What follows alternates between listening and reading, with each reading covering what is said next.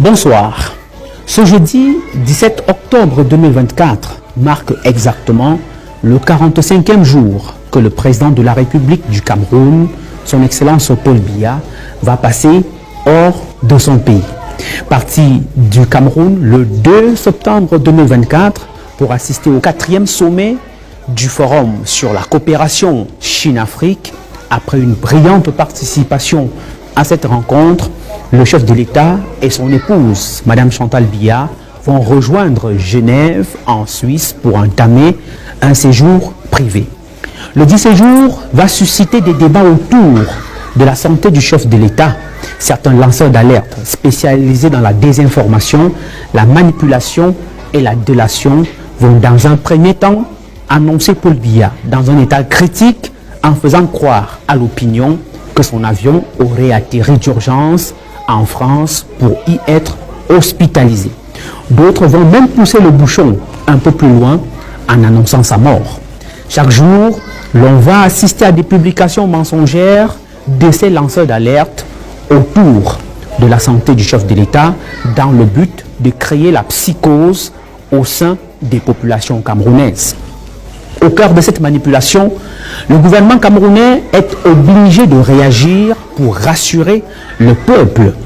Dans ce communiqué rendu public le 8 octobre dernier, Samuel Vando Ayolo, ministre directeur du cabinet civil de la présidence de la République, apporte un démenti formel sur une éventuelle dégradation de l'état de santé du président Paul Biya. Par ailleurs, le cabinet civil de la présidence de la République profite de cette occasion pour condamner fermement ces comportements qui abusent de la liberté d'expression pour tenter de troubler l'opinion nationale et même internationale.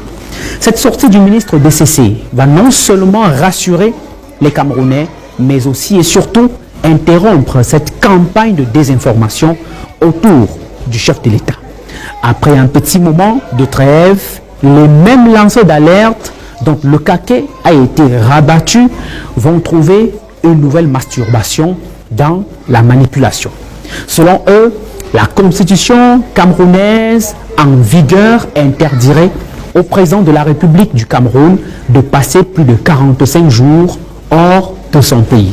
Le cas échéant, la vacance du pouvoir devrait être constatée.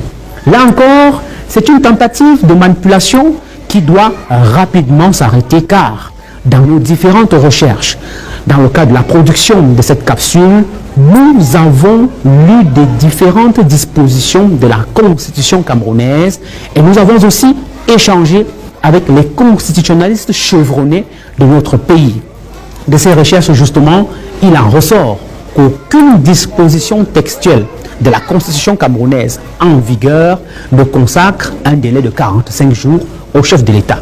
L'article 6, dans ses alinéas 4 et 5 de la Constitution, dispose qu'en cas d'incapacité temporaire du président de la République, dûment constatée par le Conseil constitutionnel, ses fonctions sont provisoirement exercées par le président du Sénat ou, à défaut, par le vice-président du Sénat.